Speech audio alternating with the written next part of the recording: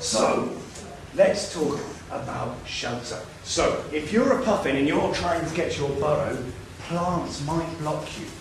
Plants might get in the way. So I picked out some plants here. I want you guys to think, if you think it's scary for a puffin, when I point it, I want you to go, ah, as loud as you can. If you think it's not scary, say nothing. So I want you to imagine you're all puffins now. You're walking along your field and you're trying to get to your burrow. And there's a cactus in the way. Is it scary? Yeah! Good stuff, good stuff. Do you think a daisy would scare you? No. Okay, what about if you saw a Venus flytrap? Good stuff. All right, what about if you saw tree mallow? Oh, great stuff. Yes, good stuff. People know a little bit of insider info here. Absolutely. If you're a puffin, the most scariest plant out of all of these are tree mallows. Tree mallows, these are terrifying. Should we do an experiment to find out why? It's going to involve everyone, every single person. Okay, how are we going to do this? Let me think. I've got a puffin. This is Craigleith Island now. You are Craigleith Island, okay?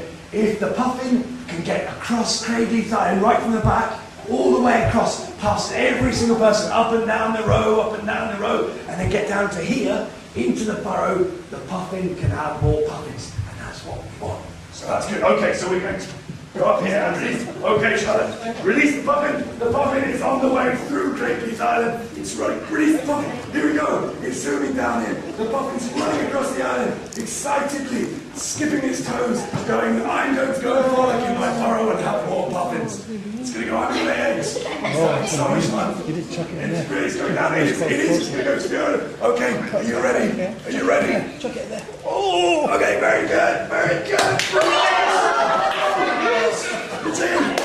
Good stuff. Okay, now our experiment is going to get a little different now. Tom, I want an update. Puffin numbers are, temperatures are. Now, what happens when temperatures go up? This plant is an invasive species. This means this plant usually lives somewhere else. It's growing out of control, okay? It's growing really, really strongly. So, everybody with blue eyes, you are now tree mallows. So people with blue eyes, you stand up. Okay, thank you very much. Okay, I believe we might need a couple more. Tom, will you be a tree mallow for me as well? Okay, so we've got, okay, you guys are now terrifying tree mallows. Terrifying. So arms up. You guys are horrible, horrible creatures. Now, I'm going to give the puffin once again to my friend Charlotte at the back. She's going to release it, but if it comes near a tree mallow, you guys are going to try and grab it and throw it to the back. Okay? It's going to get a bit hectic. Okay? So, everyone else know what they're doing? Brown eyes, you're going to be passing the puffin, trying to get it past the evil blue-eyed tree mallows. Okay? Release the puffin, go! Okay, puffin's trying to get in. Where is the puffin? Oh my lord! Where the hell are puffin gone? Tommy, good puffin skills. Well, tree mallow skills. Oh God, sneaky moves! Chuck it all down! Chuck it through the top! Okay, I'm going to grab the puffin, and we got it in, very good! I think it's a very, very reasonable tree mallow thought. Oh. So guys, that was brilliant. Now, I'm going to ask a question. Who haven't I spoken to yet? Tom, what's your friend called? Ewan? Ewan, okay, Ewan. That's not the name of my brother, but I still like it. Ewan. Okay, here's my question. If you were a puffin and you had an option to live on an island with lots of tree mallow or without lots of tree mallow, which one would you live on? Absolutely. Here's my next question. Do you think for a puffin to get to its burrow, do you think it's easier for a puffin to get to its burrow on an island with tree mallow or without tree mallow? Absolutely right, exactly. You're like, quite obvious. Exactly. We realised it was obvious only a couple of years ago. When we saw the tree mallows growing, we were like, the puffin numbers are going down. It's the tree mallow. So now we go across and we cut the tree mallow down because it's physically stopping the puffins get to their burrow. So that's our first clue. Second part of the game now we're going to go to is we're going to talk about what do puffins eat. Anybody got any ideas what puffins eat? Fish. Okay, good. Do you know what kind of? Oh, did you know? Sand eels. That's it. Fat fish. Sand eels. Brilliant. here's some sand eels. Here's a puffin fact about sand eels. Puffins have tongues with spikes all over them. Okay? So, if they bite onto a sand eel, it means the sand eel sticks to their tongue. Now, if they want to open their mouth again underwater, it means the sand eels are stuck there so they can bite onto some more. And that's how they get so many in their beak. All those sand eels are stuck to their tongue. So, does anyone want to take a guess what the record we've measured for sand eels in a puffin's beak is? Do you want to take a guess? 20? It's bigger than 20. What do you reckon? 50. 50. That was a very good guess. It's just above 50. 63 is so close. I'm just going to give you a chocolate because that was within 3. You all deserve a chocolate, all of you, but you can have it at the end. It's 62. 62 sand eels in a puffin's mouth. Can you believe? You know, puffins eat sand eels. Anybody know what sand eels eat? Any ideas, Matt? Sausages. Any ideas? Any ideas what sand eels might eat? Sand eels eat plankton. Okay, I'm sure you know plankton, algae, same thing. So, now, I don't know if any of you guys were told this, but this room is also a submarine. Did they tell you about this?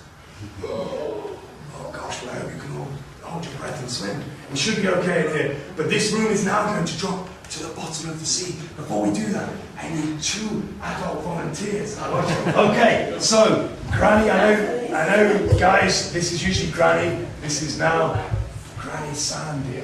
Okay, Granny Sand Eel. Would you be able to stand about here?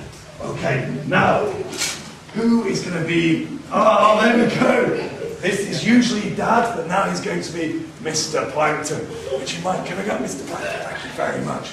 Okay, so cast your minds back to O-level drama. Let us begin creating a seascape. So if you come up here, around there, we've got some UV lights, and then everything's light up. So you guys are in the bottom of the sea. Now, this is a very, very cold sea. Can you feel how cold it is down here? It's very chilly. It's a very, very cold sea. Now, in a cold sea, what guys can we see? We can see algae and we can see sand eels. Okay, what do you think, guys, is going to happen when the sand eel sees the plankton? Eat them. Well, absolutely, because the sand eels are going to eat them, aren't they? So, sand eels, will you be able to eat the plankton? Row, the plankton are going to disappear because they've been eaten. Row. Really good stuff. Good, we've got very happy and full sand eels. Okay, who have I spoken to for a little while? Oh, Max, of course, Max, I can see you. Max, what's going to happen when the puffin sees the sand eels? Absolutely! Row, and they're going away, and the puffin is very, very full and happy. The world at the bottom of the sea is brilliant. Okay, now, algae, plankton, sand back up. Now, what we're going to do, Tommy, a quick update. What's happening to the temperature in the world? Absolutely. So, what do you think is happening to the temperature of the sea as well? Absolutely. So, the temperature of the sea is warmer now. In the warm seas, the plankton, they're not happy. They hate living in this warm sea. In fact, they hate it so much they're not going to. So the plankton's going to swim away. Oh, the plankton guy is swimming away. Anyone would believe he was an extra on EastEnders once. So, there we go. Really, he was. And then, now we have the sand eels just left. Okay, so what's going to happen to the sand eels? Where do you think they'll go? Anyone got any ideas? Yeah, where do you think? Brilliant, fantastic. Did everyone hear that? They're going to go off the out. There they go, off they go. So brilliant. So now what's going to happen to the puffin? If the puffin's got no sand eels, Max, what's going to happen? Die. Absolutely die or fly away. Very macabre. I like it. It's a sort of Tim Burton-esque puppet show. And off they go as well. Okay, who haven't I spoken to for a little while? Scott, what's left in the sea? Absolutely nothing. Nothing's left in the sea. That's our second clue. A massive round of applause to our brilliant volunteers. Thank you very much. Our very last bit. Does anyone remember what our last bit that was very important for puffins were? Shelter. We did that one at the beginning. Do you remember that was the burrows? And then we had, the next one was food, wasn't it? That's what we just did. So now we were thinking about what the food is. Absolutely, I saw that one. Exactly, either dance moves or water. I think maybe dance moves, you know. So, water. So we have to talk about water now. It's operation time. It's operation time. I need a puffin doctor. Who hasn't been up yet? Who could be a puffin doctor? You haven't been up yet, have you? We have a very, very sick puffin. A very, very sick puffin indeed. Look at this. Look at this. And luckily, I think we need to properly address you because this operation is going to be shocking. Now, luckily, I can speak puffin, which is quite good. I know I'll be able to communicate with this puffin. I'm going to ask the puffin what is wrong with it so you'll know what to do in your operation. Okay. Yes, I thought as much. The puffin has eaten something, it has got it stuck in its belly, and that means that it can't eat anything else. So we're going to have to do an invasive operation using this tool to get what was in the puffin's belly out, so the puffin will be okay. So, what we're going to do is you'll start operating in a minute, I'm going to pull the things out of the puffin's belly, then I'm going to give it to you, then you're going to run around here, then you're going to drop it so everyone can see it, and you're going to shout out what you found. Okay? Let's go. Okay, start operating. Start operating, start soaring away. Here's the first thing. Run around and tell everyone what's that. It's a plastic bag! Get that. Quickly, here's the next one. I think we're unblocking the puffin's belly a lot. What's that? It's a glove. It is, it's a rubber glove. I think this is packaging. This is packaging. Well, there we go. It's a bottle. I think this is the last thing. How did that get into a puffin? It's huge. I think that's bigger than a puffin. It's foam. Oh, absolutely. I think that's it. That's all that there is in here. Oh, there's some more stuff, just random rubbish. And I think, do you think our puffin's looking better? Shall I ask? I think our puffin is cured. I think our puffin is okay. Puffin doctor, puffin medical team, you did a sterling job. Could you look after the puffin in the audience? There's the show. Thank you so much, guys.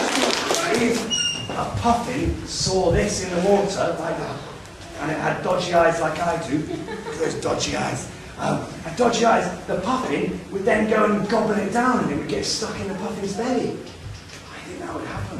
And that's what is happening. All these puffins are getting lots of rubbish in their belly. In fact, that's happening to lots of marine animals, not just puffins. I'm going to tell you a sad and true and terrifying fact. In the middle of the Pacific Ocean, there's an area where the currents stop moving and the wind stops blowing. So everything that goes into it gets stuck there and it can't leave. Okay? In that area, there is an island the size of Texas made of plastic. It's 100 meters deep, which is composed of plastic. It's a big plastic island. We didn't know it was there until we had satellite photography and then we saw it. And because no countries have ownership over the seas, nobody's going to take responsibility for it. So for the immediate time, it's going to stay there. That's terrible. So we've got to make sure it's okay, it's not doom and gloom, because the waters around us are particularly clean. So that's good. We've got to keep them clean. So that's our third fact. That's why puffin numbers are going down, because of pollution. So Tommy, you ready for our big update? Okay. Okay, guys, this is the end now. So Tommy is going to take the weight for the whole audience on this one. Okay, here we go, Tommy, focus. Puffin numbers are going Down. because temperatures are going Up. because temperatures are going up. Tree mallow is going Up. and pollution is going Up. and sand eel numbers are going Down. absolutely very good. If you want climate change to change, we need to stop using so much electricity. We've got to stop using so much electricity. So, all of you guys, if you go into your house and all the lights are on, what are you going to do? I know you know. What are you going to do? Absolutely turn them off. Okay, another thing that's making the planet warmer is we're doing too much driving in cars. So, if you get a lift to town, or you can cycle to town, what are you going to do? Well, even better, walk. Brilliant, brilliant, walk. These are all things puffin superheroes can do. Because you can all be puffin superheroes. The only thing that's missing is that we don't have a puffin superhero costume. Oh, come with me, come with me. I think if you stand on here, and you pop your head through there, if you just rest your head in there, I think our puffin superhero may look like this. Yes?